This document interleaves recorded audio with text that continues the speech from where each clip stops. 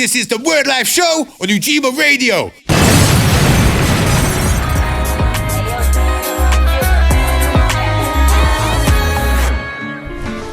Mad. All right, so this is the part of the show that we have been looking forward to. I'm here with Miss Els. Hey guys, it's Miss Els. Hey. Hey, it's been a really good show. Let me take these off actually. Yeah, it's been a really good show. You smashed it. The tracks are really professional. Good on you. Yeah. Thank you very, very much. Right, now I wanted to do like a generic interview. Let me make sure it's not too loud. Yeah, make sure people know who you are, because with music like that, you know, people need to know what to type in and stuff like that. Mm-hmm. So Miss Els, let's take us back to the start. Your name, yeah, because you were saying earlier you had other things that you was going to be, and then people messed up Spotify with the name finding and stuff there. So jarring. So how did you land on Miss Els? So when Miss Els came around, I was originally Ellz. People knew me as Ellz. So when Mary Jane came out, it was Ellz. So when Romeo and Juliet, between that time, I was having a bit of issues with Spotify, a bit of issues with, you know, the distributor, because people were uploading their songs onto my profile. Don't do that, because that's not fair. You know what I'm saying? So I spoke to them and I was like, okay, let's sort out Spotify. Was it dodgy songs as well? Not even. It was dodgy songs. Like, it's like, why are you on there? Like, you know what I mean? And on mine, don't do that. Yeah, we'll go to your profile. Like, oh yeah, let me hit the new song. Like, no, literally. Yeah. So the reason why Miss Els came around, I was like, okay, something needs to happen. But obviously, as artists, you know, you have a job as well as just being an artist, and people at work started calling me Miss because of my, you know, my punctuality and my attitude at work and my short temper. So Miss like a diva kind of. Oh, I see you. So that's why it kind of came around, and then I was like, do you know what, Miss Els, just put the Miss in front of the Els, because people already knew me as Els. Yeah. So like, why am I going to do a drastic change? Yeah. You know what I mean? So I think it's good. I mean, it doesn't show the complete government, but it's also, as they say, close enough to. Exactly. Yeah. So some people call me Miss for short, or some people just call me Els, like, or some people just call me Miss L because L is my name. Fair. You know what I mean? Sounds right. Okay, so that was the first obvious part, but right, music-wise. So what got you into music in the first place? So I feel like at the beginning, like when I was just younger, I just always been doing it. I used to sing in like primary school, secondary school. I was Mary in a nativity. So Mary's got pipes, guys. And then I just been singing. Wait, was that a musical? Yeah, well, the nativity is. Yeah, exactly. It is now, isn't it? Like, yeah. Put one of your songs in the middle of it. Like. And then I think like I started playing guitar when I was younger, piano when I was younger. You can play instruments as well? Yeah, and then obviously I got into production when I was in college. Yeah. And obviously I went to a music college. Yeah. Shout out DBS.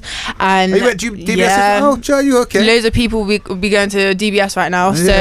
Went to DBS, and then I realised that production and doing my vocals on top of a production is so much admin, because you've got to like EQ the instruments, you've got to find that perfect snare, you've got to find, you know what I mean? The snare is everything. Yeah, right? Literally. And then obviously my vocals on top, and then I'm doing my reverb and my this and my that, and I'm like changing it. I'm a perfectionist, and that's my weakness. Like it was hard, so I was like, okay, do you know what, I just stick to the vocals.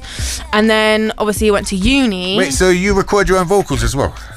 Yeah, I did. Yeah, that's and then impressive though. Yeah, I mean, at least I know when I'm in the studio. But do you know what? Engineers, bloody hell, I do get on their nerves. I'm like, right, move that around, because I know that language of logic. Yeah. So obviously they're like, right, they're just gritting their teeth, not trying to say anything. But I've been working with a really, really special producer recently as well. Shout out to Marcelli, Flyboy Flower Man is how it goes. And he actually was the one to kind of like reshape Better Off and put the guitar flares on there, and just he like the clicks and the kind of like the gap bit. He was just built up into a proper song then, say. Yeah, exactly. He like really reshaped it, and I'm really, really grateful for him right now. Yeah, no, it's incredible. I think the beat wise, like the production on the beat's really, really good. So was it him that made all of that, or was it just built up on? It's a mixture of two. So he actually put all of the organic guitar on it. He was the one that reshaped it, and then I had a producer called Trevino. So it was like a mixture of both, but he really Marcelli really did reshape that whole thing to make it kind of like 2000s-y. Right.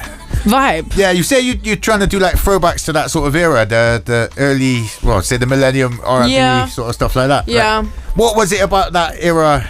Because obviously you're quite a bit younger, I'm guessing, and it's not something you had. But what was it about that stood out? It's mad, isn't it? So I feel like during those times, like early 2000s, it was just a vibe.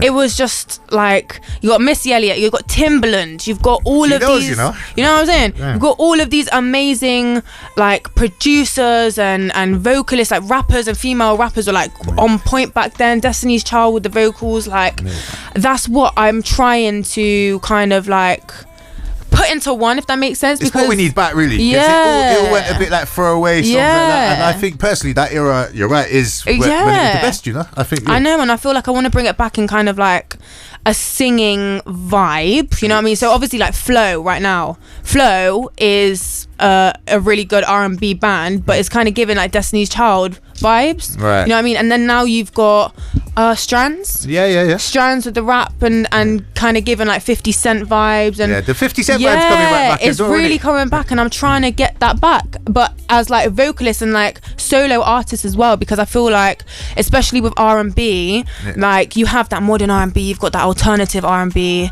but like that proper, you know, Mary J. Blige vibes. Yeah, hey, she's one of the best. If you could do something even similar to that, that's my like go. That's my woman. That's the woman who I listen to. She's amazing. If you can have any influence, that's a really good one. Yeah, she's my vocal influence. Okay. Well, saying that, was there any other influences that like you grew up listening to that shaped you the way you are? I feel like, do you know what? It's gonna sound weird, but Chris Breezy, I mean, you can't really go wrong with him, but like with the vocal ad-libs, I'll take it from him, but Mary J. Blige is kind of the...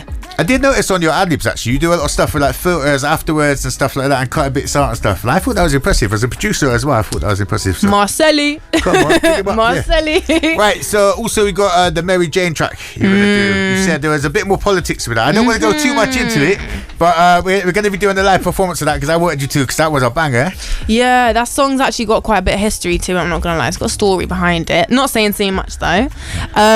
With that one, that song was actually done in 2 takes. So I got invited down to London to record from me posting a video on social media, and that caught the attention of some people. Invited me down to London, recorded it in 2 takes. Obviously I came to the studio prepared, knew what the lyrics were, knew the melodies. I had alternative melodies in my head. Oh, wow. So I'm like all prepared. It didn't take long to record, and he was like, okay, like this is okay, she's serious, so we'll work with her. And then it just carried on, like working with these people, but I was asking for the stems because I really wanted Mary Jane to come out, but they wouldn't give me the stems. So I'm like, okay, I had an MP3 at the end of that day, they gave of the recording session. They gave me the MP3, the rough version, that sort of feeling. So I had to. What you hear from Mary Jane is literally the MP3 that I got sent, but I had to rework over all of it, like put in, shout out to CJ as well because he did a really good job, but going all over like the main melody lines and kind of like it's all the chopping out and like so hard, but it was art. It's all art at the end of the day. And then when you got it done, it probably felt even better just knowing that you've actually accomplished that and finished that. Yeah, but loads of people actually really like it. They really like it. It's a catchy song. It's a really good song. Yeah, people actually really like it, and I'm happy that it got the reach that it's got as well. But obviously now it's different. Now the genre has kind of different, because people say like it's a bit reggaeton-y. Yes, but I want my music to be danceable. I was watching an interview saying that basically the reggaeton and the Afrobeats is taking over. Literally yesterday someone was saying that, so it's a good time to be hitting that kind of music. So what's next for Miss Els then? So what's next is I've got a few tricks up my sleeve. I've obviously released Better Off, which is the start to something very incredible, a project that I'm working on. I obviously, as you heard earlier on the show, I've got an exclusive. So the exclusive that was played is called Morals. That's not going to be coming out anytime soon, but it's going to be coming. But I've actually got a few videos on their way as well. So it's kind of more, I'm going to be on your screen a little bit more. more. You know what I mean? So basically, this is the introduction. This is the introduction to who I really am. You know what I mean? And all of my songs have meanings behind them, and like I write all of them myself. But it needs to be relatable because my target market and the people that I want to hear my songs. Is relatable music, you know what I mean? I think that's important. A lot of people they write stuff, but then it only relates to their ends, or certain people like writing for Bristol or certain things like that. These are like tracks that could be on songs and it could be out there in the charts and that big music, you know what I mean? So, honestly, props. Right now we're gonna go into adverts very soon. The adverts the interview's just flown by us. Man, how quick it goes, isn't it? Yeah. But can you let them know your social media stuff and where they can find your music online, please? So my name is Miss Els, ELLZ. Find me on Instagram. Give me any DMs if you want to work together, collaborations. I'm up to that. So if you've heard my recent collaboration, that's with Kings. Run that one up. It's called Freezing. It's a banger as well. Yeah. So Miss Els, ELLZ, and you'll find me on there. Okay. Well, thank you for coming through. We're going to do some adverts now, then we're going to get into the live performance part of the show, which is what I've been looking forward to. But that's us, all right? So we're going to go into the commercials now, but thanks again for coming through. There we go. Beat me that can run. EMC's for fun. Must be dumb. I will spin a man easy. Set man home like E.T. Greasy. Don't think that you won't get done. You can push my soul, mum. You ain't what I call a threat. You get spun like clothes in the laundry. I'll spin a man quick like Fury. I'll rock a man. I'll spin man like Hazard did Coquelin. I'll spin man like Spyro. Make man Lilo. Spin man with a ballpoint or a biro. Spin a man's head top like booze. I'll chin a man. Spin a man out of his shoes. You man ain't got my cranium level. I'm spinning. I'm Grimes Tasmanian devil. I ain't never seen your name on a flyer. The only time you man do sets is in gym. You ain't never won no clash or a liar. I send one hook and a punchline to your chin. You man an American Danny, that's third.